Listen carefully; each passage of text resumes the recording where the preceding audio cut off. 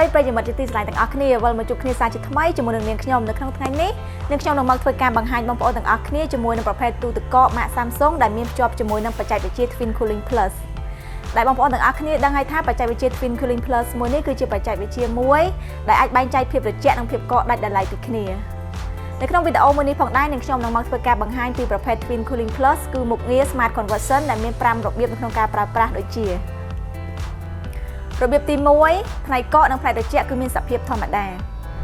របៀបទី2នៅពេលដែលបងប្អូនទាំងអស់គ្នាត្រូវការជាមួយនឹងផ្នែកត្រជាក់ច្រើនបងប្អូនទាំងអស់គ្នាក៏អាចធ្វើការបិទផ្នែកកកដោយផ្លាស់ប្ដូរទៅជាផ្នែកត្រជាក់បានផងដែររបៀបទី3នៅពេលដែលបងប្អូនទាំងអស់គ្នាមិននៅផ្ទះឬក៏យើងមានដំណើរកម្សាន្តយូរថ្ងៃបងប្អូនទាំងអស់គ្នាមិនត្រូវការប្រើប្រាស់ទូទឹកកកច្រើនបងប្អូនទាំងអស់គ្នាក៏អាចធ្វើការបិទផ្នែកត្រជាក់ចោលដោយទុកតែផ្នែកកកតែមួយមុខក៏បានរបៀបទី4យើងក៏អាចបិទផ្នែកកកចោលដោយទុកតែផ្នែកត្រជាក់តែមួយមុខដើម្បីឲ្យទូទឹកកកសន្សំសំចៃភ្លើងបានកាន់តែច្រើនប្រសិនបើបងប្អូនទាំងអស់គ្នាមិនចាំបាច់ប្រើប្រាស់ផ្នែកកករបៀបទី5បងប្អូនទាំងអស់គ្នាក៏អាចធ្វើការបិទផ្នែកត្រជាក់ចោលរួចបំលែងផ្នែកកកទៅជាផ្នែកត្រជាក់បានផងដែរទាំងអស់នេះហើយគឺជាគន្លឹះខ្លះៗនៅក្នុងការប្រើប្រាស់ទូទឹកកកម៉ាក Samsung ដែលមានភ្ជាប់ជាមួយនឹងបច្ចេកវិទ្យា Twin Cooling Plus សម្រាប់បងប្អូនទាំងអស់គ្នាដែលចង់បានជាមួយនឹងទូទឹកកកទំនើបនិងមានបច្ចេកវិទ្យាច្រើនដូចនេះបងប្អូនទាំងអស់គ្នាអាចធ្វើការរកទិញបាននៅគ្រប់បណ្ដាសាខាទាំងអស់របស់ក្រុមហ៊ុន Sunsimexco ទូទាំង27សាខា